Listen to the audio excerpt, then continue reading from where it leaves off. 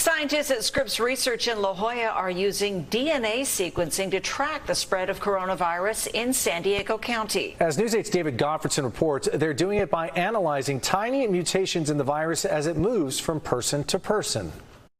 We're doing what's called genomic epidemiology. The coronavirus is changing as it spreads across San Diego County and around the world. It's mutating slightly, just like the flu virus does every year. The flu is highly capable of evading the vaccine. And that means that every year we have to update the vaccine so it fits the variant of flu that we think is going to hit us in upcoming flu seasons. Dr. Christian Anderson, a professor at Scripps Research in La Jolla, is tracking these small mutations in the coronavirus as it moves around our region. For example, if you test a person with COVID in Tijuana, the virus might have a slightly different genome than the virus infecting a person in, say, Oceanside. By looking at these tiny changes, Anderson can see where the virus is moving and identify superspreader events. We now know,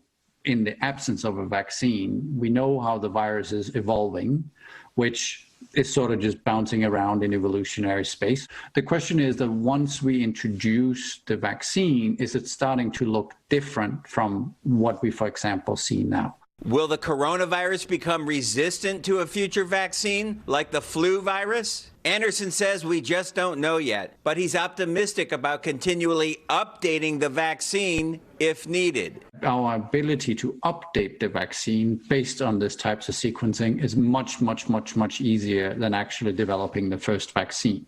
Even so, Anderson says we need to remain vigilant as we wait for a vaccine to hit the market.